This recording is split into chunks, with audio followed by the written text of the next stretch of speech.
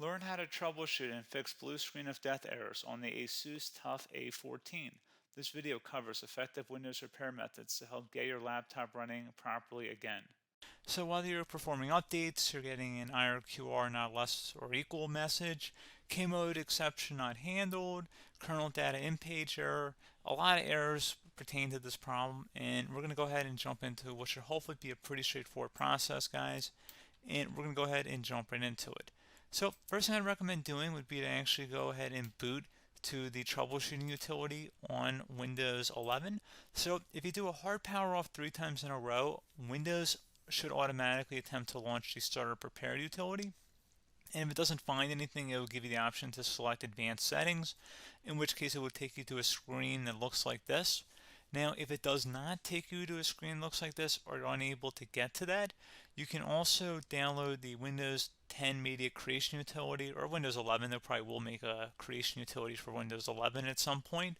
And it doesn't really matter, you can actually run the Windows 10 utility on Windows 11 as far as I'm aware. And you should be able to run the troubleshooting utilities built in within it. So you just would go ahead and download it to an ISO file and then burn it to a DVD or USB. It'd have to be about 4 gigabytes or more. It couldn't be a small USB flash drive, and it couldn't be a CD. It'd have to be a DVD. And then you boot your computer from it.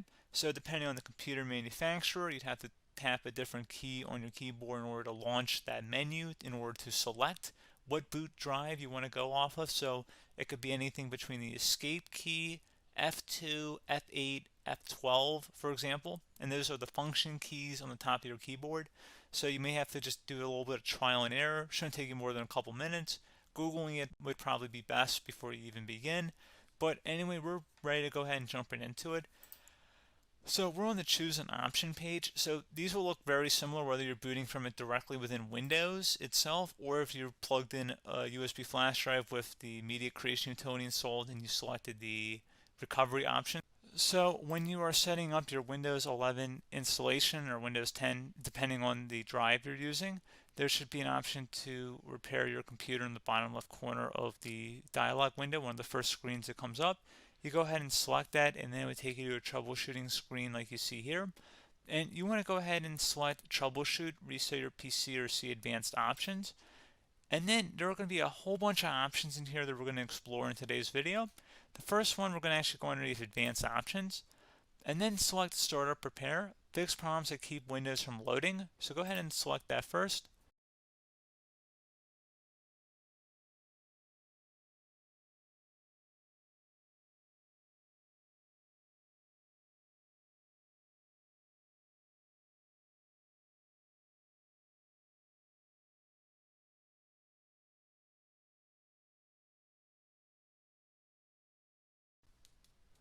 Okay, so you can see it could not repair our PC.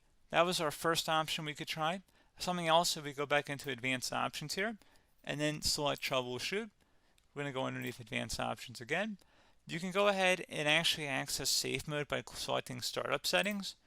And then if you select the restart button, you have the option on the screen, select safe mode with networking, which will give you a key on the screen. It'll tell you which key to press to enter that. I believe it's the F7 key. It'll do that for you. I'm not going to go over that in today's tutorial because I don't really want to go into safe mode, but you're more than welcome to attempt that by going into here and then selecting restart. Again, it'll launch another screen. It'll say what key do you want to press, and it'll give you like 7 or 8 different options, and you want to select safe mode with networking. There's also an option for a command prompt too, but that's going to be something we're going to cover later in this video, and we don't even have to go through that in order to access it. So that's why I'm not going to really push for that, because unless you know exactly what's causing the problem, you probably don't need to go into safe mode. Unless you're trying to recover files, in which case then you definitely can go into safe mode, but we're trying to actually recover our computer here. So I hope that makes sense. Something else we can also try here as well would be to uninstall updates, remove recently installed quality or feature updates from Windows. So if you go ahead and select that, you can uninstall the latest quality updates, which generally is the more day-to-day updates. Feature updates are the less regularly released ones, like the big ones. I would equate it to service packs in like Windows 7 and Windows Vista and Windows XP. So larger updates that occur once or twice a year at most. And the quality updates are more just a regular update. So probably obviously depend. It'll take longer if you're going to try and uninstall the latest feature update versus quality update, and maybe you don't need to go back that far. So just giving you guys a couple of pointers with that. Something else you can also look at here, and we're going to jump into the command prompt in a little bit, but you can select System Restore, which will use a restore point recorded on your PC to restore Windows. And this is something I would highly recommend here, guys. So select Next. Assuming you have a restore point saved on your computer, you go ahead and select the most recently created one, and you'll select Next, and then you'll select the drive. You shouldn't actually have to select the drive. You can scan for affected programs, but we're going to keep it all default here, and then we're going to select Finish. So once started, System Restore cannot be interrupted. Do you want to continue? I think we're going to select yes. I don't think we have anything better to do on our computer right now, so just give it a moment here to initialize. It will take a couple minutes to run, obviously depending on how large your hard drive is and how much is saved on the System Restore point. So just give it a couple minutes here.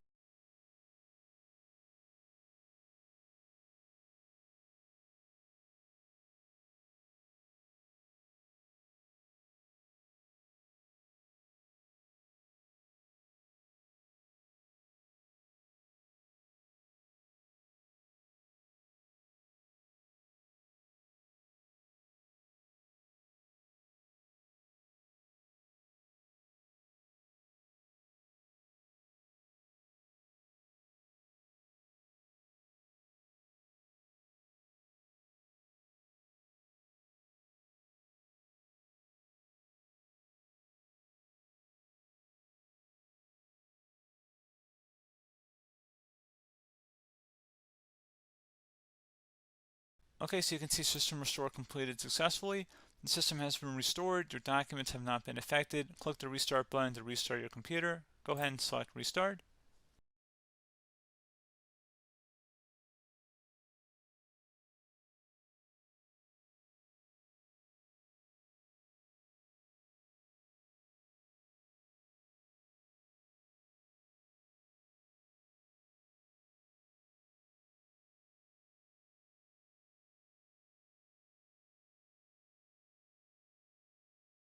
Okay, so you can see the system has been restored successfully. We're going to go over a couple different methods in addition to that if that did not work. So I'm just going to pause the video and we're going to start back on the recovery screen that we started with. Okay, so a couple other things we can try here too. If you go back into Troubleshoot, you can select Reset Your PC, while you choose to keep or remove your personal files and then reinstalls Windows. You can select to keep my files, which will remove apps and settings but keeps your personal files. You can also select Remove Everything, which will remove all of your personal files, apps, and settings. So this is more of a factory reset, the second option here.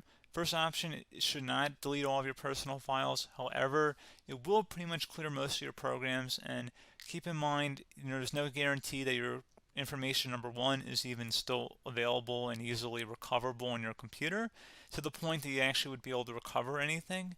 And the second point is that there's always a chance that it won't actually recover and it will just do a factory reset anyway. So there's no guarantee that actually would keep your files anyway. So I would recommend trying to get a recovery tool and backing that up first before selecting it anyway. But again, those are a couple of different options. And then something else you can try here if you go back to the choose an option. Another option, if you go underneath choose an option and select troubleshoot, advanced options, and now select where it says command prompt. Okay, so the first thing we should do is type our main hard drive here. In most cases, it should be the C drive. So you just do a C colon and then hit enter on your keyboard. So once you're underneath the C drive, we're going to type in dir and then hit enter on your keyboard. It should have program files, users, and Windows all in there. That's how you know you're in the right directory.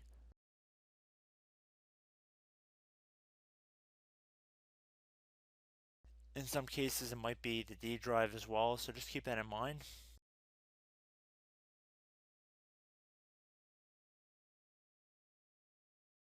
Next thing we're going to do is type in cd space / Windows / system 32 / config, and then you're going to hit enter on your keyboard.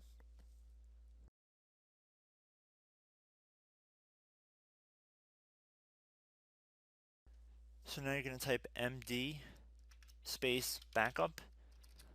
If you've seen other tutorials, it might also say to put down MD backup.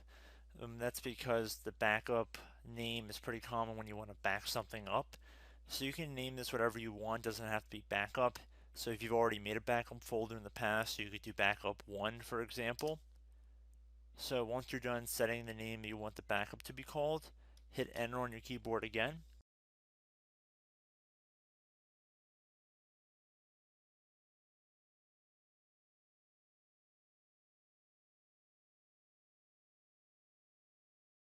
At this point you want to type copy, C-O-P-Y, space, then you want to do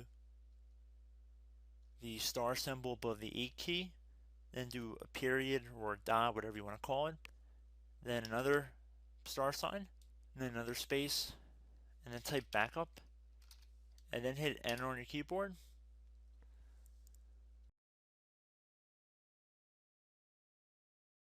Now you want to type CD reg back, R-E-G-B-A-C-K,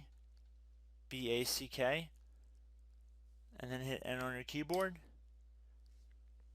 So now that we are under the reg back, so now you want to type dir again, and then hit enter.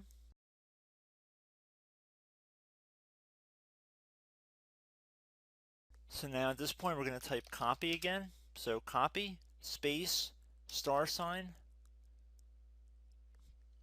dot, another star sign, space, and then 2 dots. So we're going to type copy, space, star sign, dot, sign, star sign, dot, dot, and then hit enter on your keyboard again.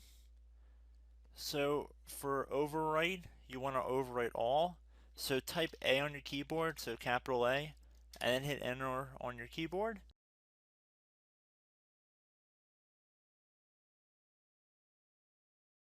So at this point you should be good to go. You can close out of the command prompt window, and if you accidentally continue to Windows 10 you should be all set. So I hope one of these 3 or 4 different methods we went through in this tutorial helped you guys out. Again, I'm not sure if you guys heard me earlier, but try to go back into your safe mode if possible and uninstall any programs you know might be conflicting with the Windows startup if you can get into safe mode. So just keep that in mind. Something very simple like that could be blocking up everything. So again, I hope this tutorial helped you guys out, and I will catch you in the next tutorial. Goodbye.